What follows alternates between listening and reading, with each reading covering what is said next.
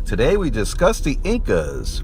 Now, in the other videos we discussed the Aztecs and the Mayans, and as advanced as they were with their calendars and their astronomy, if you ventured away from the palaces and temples, the infrastructure was primitive, but not the Incas.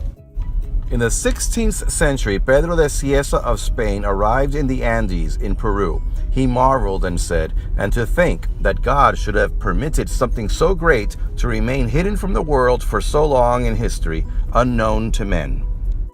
It had taken thousands of years for the Asians who crossed the Bering Strait to make their way down to the Andes. It was the largest empire the world had at that time, 2,000 miles long from Quito, Ecuador to Santiago, Chile. Extreme altitudes, extreme hot, extreme cold. 40,000 people governed 10 million people who spoke 30 different languages. And yet, the Incan Empire only lasted about 100 years. Let's begin. Everybody lived in an ailu. That's a region where a group of families worked together in a portion of land and shared everything, with good portions going to the state and the priesthood. Once you were born into an ailu, you were there for life, and you didn't own the land, the state did. Everybody worked hard, all day, every day, for a life. Until you couldn't work anymore. You did not have weekends off, only religious festivals. No weekends. You farmed, you built, you cooked, you made clothes, etc., and you paid taxes. Taxes were paid in crop, or it could be paid off in military labor. Now, nobles worked less. They could own land, and they didn't pay any taxes. You wore tunics or dresses. In cold weather, you would put on a cape or a poncho. Your hairstyle would tell everybody your social status and what ailu you were with. You lived in an adobe brick house with little furniture, and you slept on a mat on the floor. You ate maize, squash, roots, grains, guinea pigs, llamas, and fish. There was no written language. Only the nobles studied anything. You learned a trade or a craft, and babies were not coddled. They were not hugged. You just gave them the basic food and put them down. And for the most part, you lived in the ailu your entire life. Today you can drink chicha beer, which has been around for centuries. If you look at this contrast right here, you see a lady preparing beer made out of corn back then, and here she is making beer out of corn today. The chicha beer was used in many religious festivals.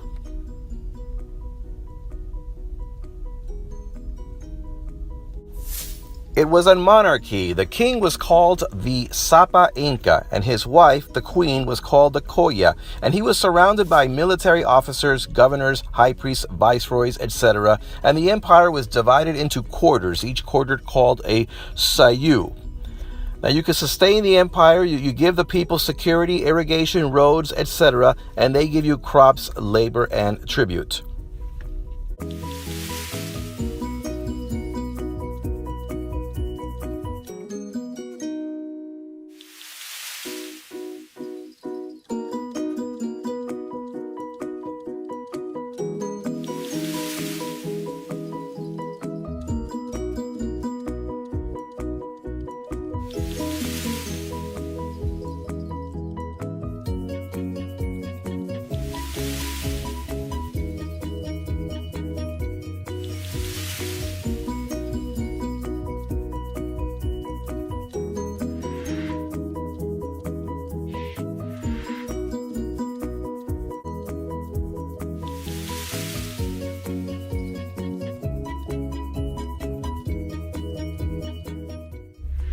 This knotted string is called a quipu.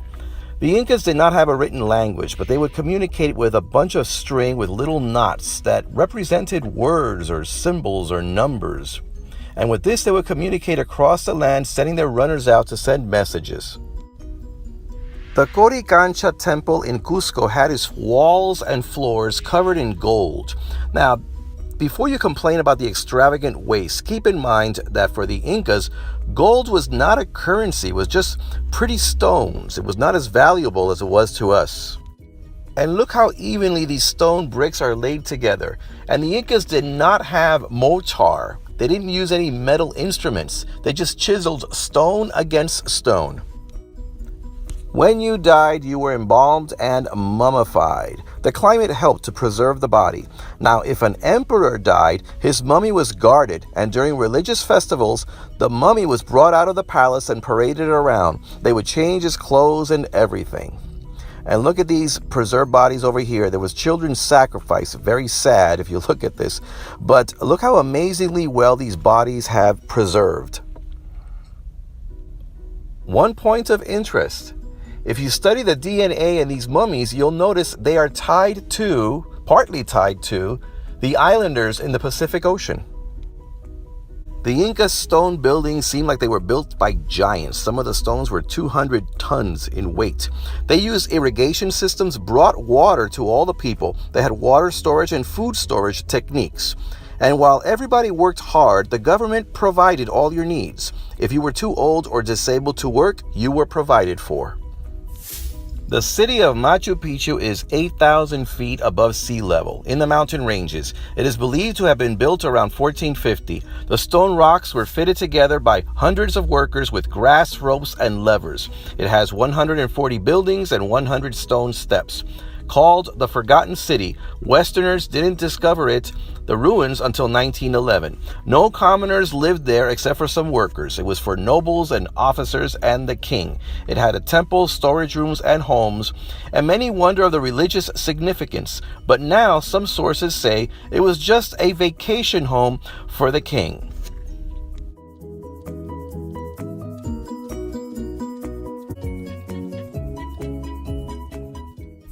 But as high as Machu Picchu is, the Incan capital, Cusco, is over 3,000 feet higher.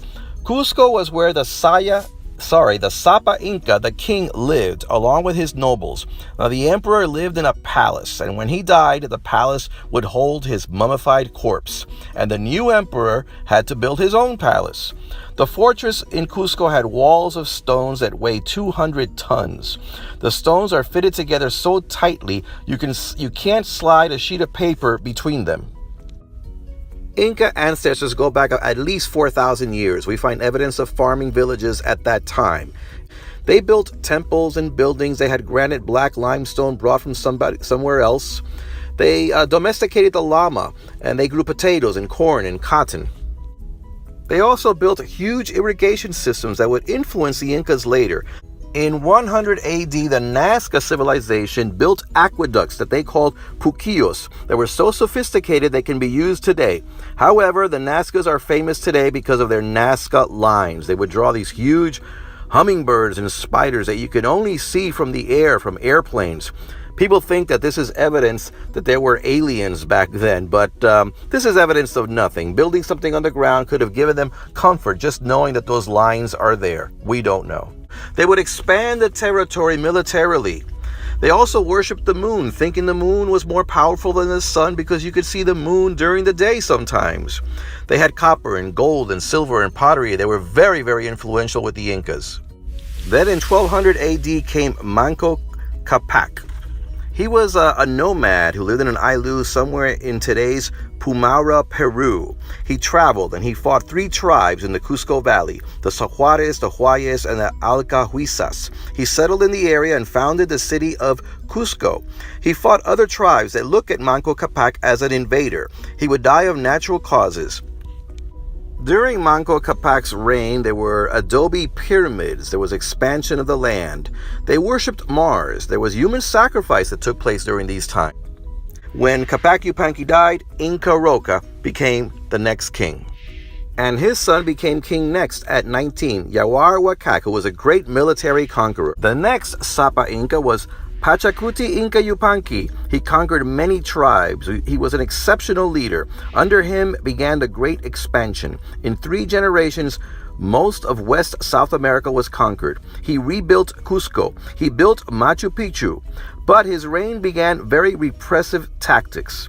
And he had his son Tupac Inca Yupanqui to conquer as well. When Tupac Inca Yupanqui became the Sapa, he continued to conquer. He extended the realm. When he died in 1493, he had 2 legitimate sons and 90 illegitimate children. The next Sapa was Huayna Capac. He had several marriages. He had at least 50 children. He extended the land further south to Argentina and Chile. However, this is around the time the Spaniards had come into South America and smallpox was killing millions. And along the way, the Sapa himself, Huayna Capac, died of smallpox. So did his brother and so did his son, the successor. But then two sons take over, Huáscar and Atahualpa. They divide the empire and govern peacefully for about 4 years. But then Huáscar takes Cusco and has Atahualpa put in prison. But Atahualpa escapes and the two brothers go to civil war against each other for about 5 years. In 1532, Atahualpa wins the war and imprisons Huáscar. But a year later, a Spaniard named Francisco Pizarro arrives with a small army. He attacks and kills 6,000 Incan soldiers, and he imprisons Atahualpa. The Incas were already weakened by civil war and smallpox. So Atahualpa promised Pizarro that if Pizarro would let him go, he would fill the room that he was in with gold and twice that amount in silver. The room was 22 feet long and 17 feet wide. Guess what? Atahualpa and his men complied. They got the gold. But rather than let him go, Pizarro said that Atahualpa was an idolater and sentenced him to death. Now, Atahualpa was going to be burned to death, and in fear that his body would not come back in the afterlife, he agreed to convert to Catholicism, and instead of being burned to death, he was strangled. The Incas were put to work in the mines for silver and gold, and as for Pizarro, well, some rival Spaniards came along and killed him. Now, a couple of 100,000 Incas ran off to Vilcabamba, and they fought against the Spaniards. The last Sapa Inca was Tupac Amaru, but he was eventually captured in 1572, and before being executed, he said, "Pachacamac, witness how my enemies shed my blood." The Inca Empire was no more. So the inhabitants of the great Inca Empire were now working the gold and silver mines where 8 million Incas died in colonial times. To help the decrease in manpower, African slaves were brought in to help. In the middle of all of this, Spain got increasingly rich.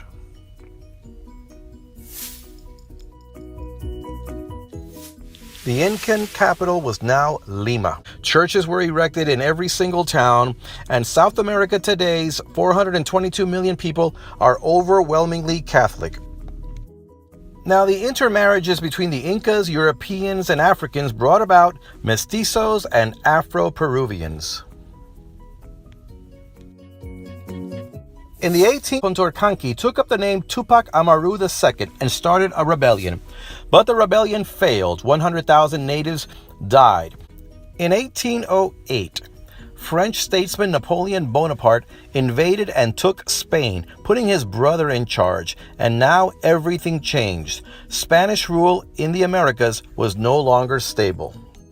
And so Simón Bolívar, one of the most influential people of all time, joined up with José de San Martín to fight Spanish rule and liberate the Americas. Now, he was not a good general, but he was relentless, battle after battle after battle. And in the end, he liberated Venezuela, Bolivia, Colombia, Ecuador, Panama, and Peru. In honor of Tupac Amaru I and II, this named themselves the Tupamaros, and in Colombia, this band right over here did the same thing.